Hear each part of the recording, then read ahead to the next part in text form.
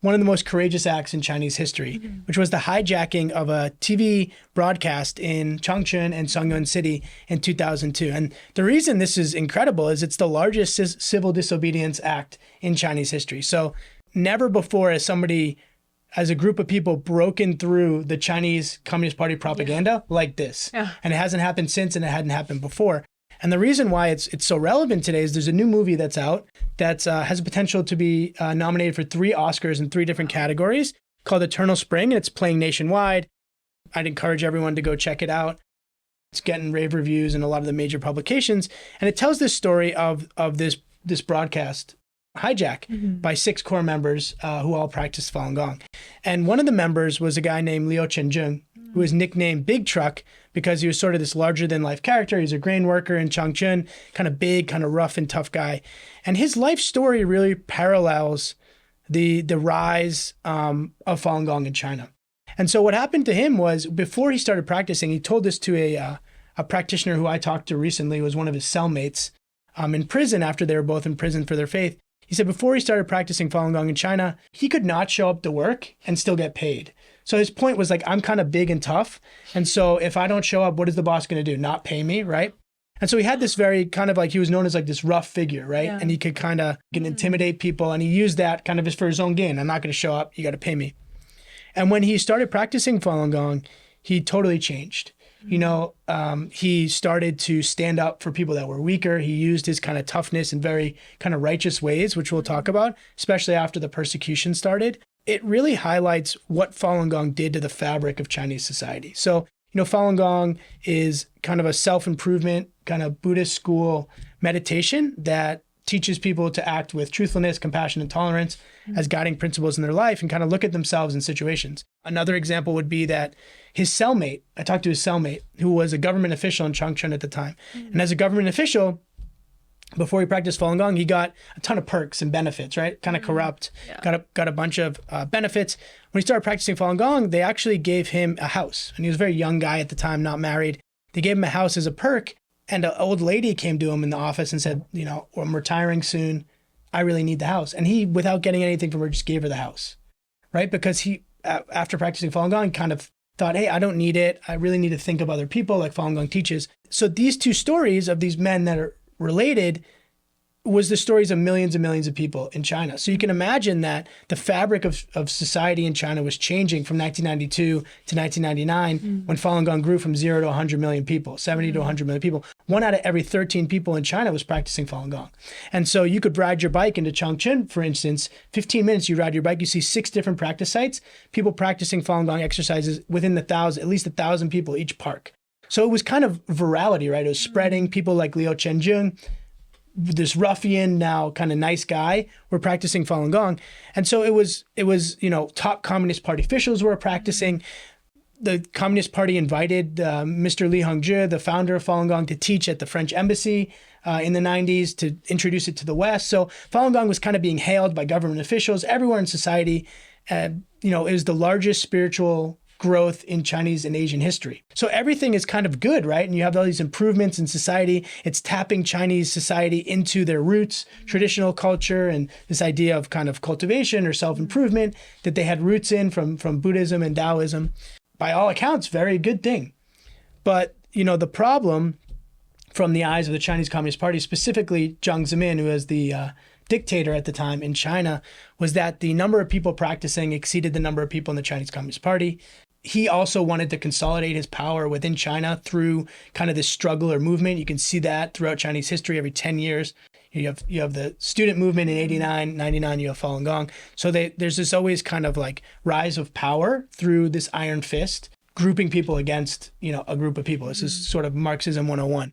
And so in 1999, they outlawed Falun Gong and started a brutal crackdown that, you know, has lasted until today, where they illegally jail, you know, brutally persecute, torture, kill, even forced organ harvesting, which we just discussed on today's show.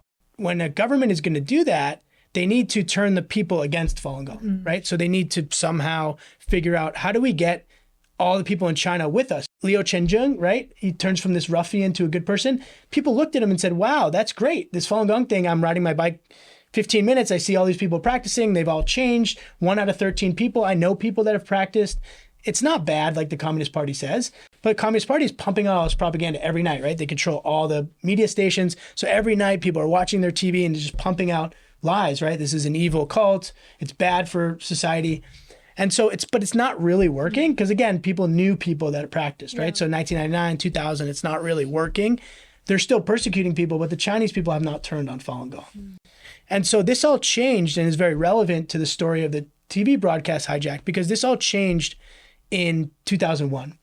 And in 2001, the Chinese Communist Party staged an act called the self-immolation in Tiananmen Square. And so they got these people that, the Washington Post did a story later, none of these people were ever found to practice Falun Gong. They got these people to set themselves on fire in an alleged protest, right? And Chinese Communist Party had cameras set up beforehand. They had people on site with fire extinguishers, so it was total setup. And they filmed it. And the really sad part is they had a lady there that died, and her daughter was 12 years old, and her daughter actually later died in the hospital. And some people actually suspect that maybe the Chinese Communist Party ended her life because the truth was that they never practiced Falun Gong and they were afraid that the girl would speak out. But what was captured on video and cut later with the interviews after these people were burned and how they cut it was like, propaganda 101. And it made it seem like this weird Falun Gong group that they wanted people to feel like were weird or a cult had actually set themselves on fire, had convinced this lady and her daughter, who later died, right, to kill themselves, which of course is a lie. And so because it was pumped out night after night after night, really started to turn people against Falun Gong. And so that's the context. And then you turn back to somebody like Liu Chenjun, right, who changed so much, who gained so much from Falun Gong, who knew that it was this great thing in Chinese society, kind of this thread of fabric at the heart of China. And they want to tell their neighbors, this is wrong. You're being lied to. This is crazy, right? So they don't have any way to do that in Chinese society. The second you go out, people are going to Tiananmen Square and holding a banner, you're thrown into jail and you may never be seen again. So you really have no way to influence. So the way that, even to this day in China, people get the word out is they might post something on a wall, they might spray paint a wall, they might drop flyers at a door, they're printing stuff out on home computers and dropping it door to door like leaflets, or flying balloons in the air that, have messages. It's very, very grassroots, very, oppressive environment that they live in. And so this obviously doesn't have an effect on a large group of people because it's very hard, right, to pass out millions of flyers, for instance, without getting caught and thrown in jail. And so in 2002, it was so dire and people were losing their life and people were being lied to that Liu Chenjun and 5 other core people decided they wanted to get the message out that the self-immolation was a lie and that Falun Gong was good and it was being practiced all over the world. Like China should be proud. This was this thing that spread from China, was practiced all over the world. Nobody knew. And they made a program, an hour-long program that could kind of clarify the facts about what's really happening, the truth about what's really happening. And they figured out a way to tap directly into the nightly news and basically hijack it for an hour and play this video. And so it was a really daring thing to do at the risk of their own lives. And they did it in Chongqing City and Songyang City. And Liu Chenjun did it in Songyang City. And they reached over 1 million homes by doing that. And people, one of the people that was involved got a call from his boss that night. And he said, because he knew that this guy practiced Falun Gong. And he said, I didn't know. I'm so proud. Falun Gong is so great. I had no idea it was practiced in, France in front of the Eiffel Tower, and they had all these clips. And so it really had a huge impact, which was a great thing. But you can imagine, we've talked about Jiang Zemin and his reaction to the Falun Gong and how they're persecuting people to death and setting, children on fire essentially to persecute Falun Gong. And then you have this happen. And he was furious. He calls Chongqing that night and allegedly says, basically to kill whoever you need to kill, essentially, right? You kill them without mercy is kind of the quote that was attributed.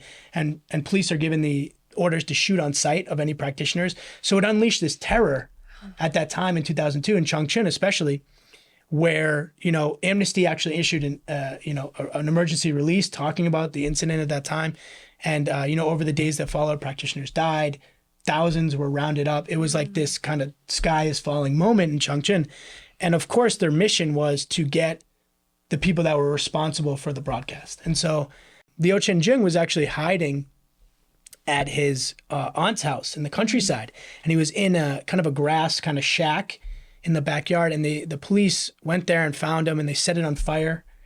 And he came out. And then when he came out, he had already surrendered, but they shot him in the foot twice and said something to the effect of like, try to run now. When they captured him, and they detained him and they put him in jail, this was in 2002, late 2002, it was really brutal torture for him at that time. And when the Chinese authorities torture Falun Gong practitioners in prison, they really want a couple of things, but they mainly want one thing. They mainly want you to renounce your faith. So what they try to do is they try to torture you so badly through many means. For him, it was this torture method called the tiger bench. It was whipping him in the eyes with belts. It was, just torture where he couldn't really walk after, just the most brutal medieval torture you could imagine. And they want you to sign a statement saying, I give up Falun Gong, which when you think about it, why do they want that? Why does the practice matter to them so much? And it gets to this like deep psychological factor about controlling everything. They want to break your spirit, and they want to break your will, and they want to control every part of your life. With somebody like Liu Chenjun, this kind of strong, noble character, they could take his freedom, they could torture him, but they could never take that part of the faith that he had. And he never, ever relented his faith. And not only did not relent his faith, but over the time that he was in that prison, I talked to several people that were with him at that time. I talked to them very recently, and they were telling me, he would stand up for weaker people, right? So when the police would go and try to persecute other practitioners in the jail, he would stand in front of that practitioner. And actually, because he had this kind of physical presence, he was big, police were actually afraid of him. And so it would have an effect where either he would take the beating or he would stop the other person from getting persecuted. And so you can see this man that, started his life as this ruffian that, was using it for his own good to get paid when he didn't have to go to work, to this guy that in prison is standing up for others. And it's a really important point that, I would draw parallels to something I learned about growing up, going to Hebrew school in the Jewish community, which is Viktor Frankl's book, Man's Search for Meaning.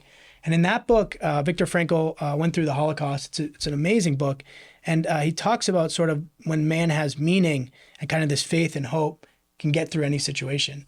And it's sort of about, how you're reacting to these horrible conditions around you. And I would draw a parallel to Liu Chenjun in that environment, that they could not break his kind of iron will, right? And he had this kind of faith about him that was unbreakable. And there's an amazing story of him towards his last days in the labor camp. At that time, Falun Gong practitioners could not actually speak to each other.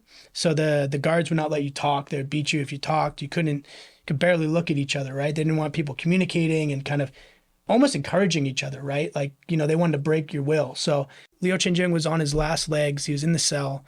And I was told a story where he saw that a much younger practitioner's clothes were torn, and he found a needle with a thread. And so he picked up the practitioner's clothes, on his last breath. He would die soon after this. Liu Chenjun would die soon after this as a result of torture in prison. And he was sewing the practitioner's clothes. And as he was sewing the practitioner's clothes, he sang a song for all the practitioners there about faith.